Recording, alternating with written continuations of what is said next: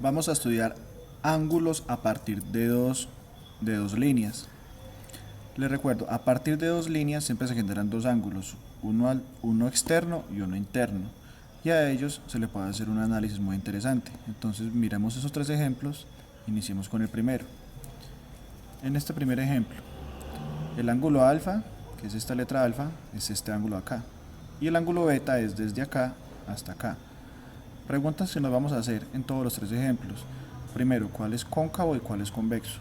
Les recuerdo, el ángulo cóncavo siempre es mayor y el convexo es el menor. En este caso, ¿cuál es el ángulo cóncavo? El cóncavo es el mayor. Se puede apreciar que el cóncavo es beta. ¿Por qué? Si se puede observar, cóncavo es mayor de 180 porque traspasa estas líneas, es mayor de 180. En cambio, el alfa es menor a 180. Por tanto, beta es cóncavo y alfa es convexo.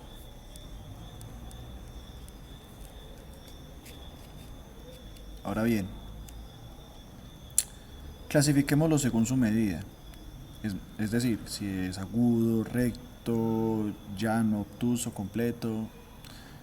El ángulo alfa, sin saber su medida podemos clasificarlo porque si vemos el ángulo alfa, recordemos, desde acá hasta acá son 90 grados, de acá hasta acá son otros 90, o sea, 90 más 90, 180, de acá otros 90, 90 más 90, 180, 270 y 360. Entonces, 0 grados, 90, 180, 270 y 360. Y volvemos a empezar.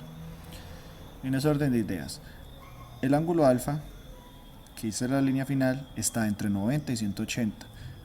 Un ángulo entre 90 y 180 se denomina obtuso.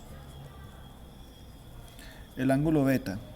El ángulo beta, si observamos bien, mide más de 180. Mide más de 180, pero menor a 270.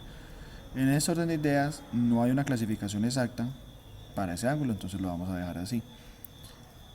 Y ejercicio final para cada uno de los ángulos.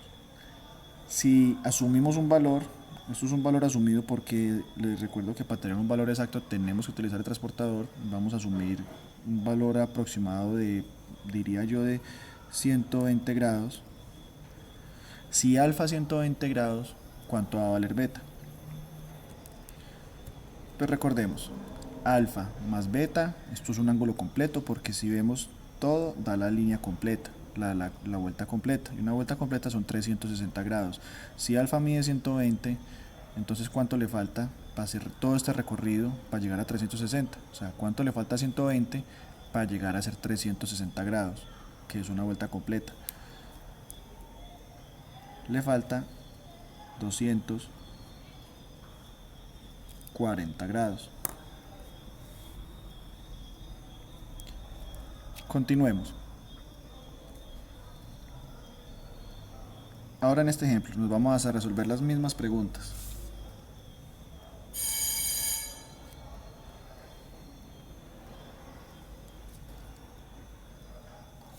¿Cuál de los dos es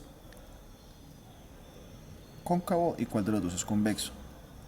Entonces, recordemos, mayor es cóncavo. ¿Cuál es mayor de los dos, alfa o beta? Se puede apreciar muy fácilmente que el mayor es beta. Otra vez, entonces beta, de nuevo, va a ser el cóncavo. Y el alfa va a ser el convexo. Alfa, ¿qué clasificación va a obtener? Alfa. El ángulo alfa se ve que no llega a ser 90 grados, es menor a 90 grados, por tanto el ángulo alfa va a ser agudo. Y el ángulo beta es mayor,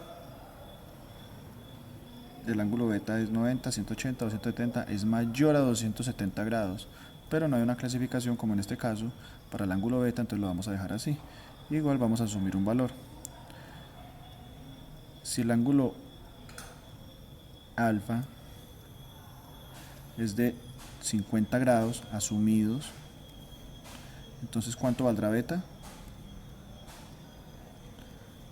Nuevamente, si este mide 50, ¿cuánto le falta 50 para llegar a 360?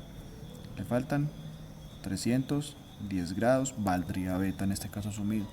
Y finalmente, este ejemplo, alfa, beta. ¿Cuál es el ángulo mayor? En los tres casos coincidencialmente nos dio que el ángulo mayor es beta.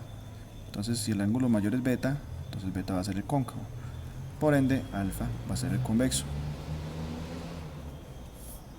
Clasificación. Alfa, vemos que es menor a 90 grados. Como es menor a 90 grados,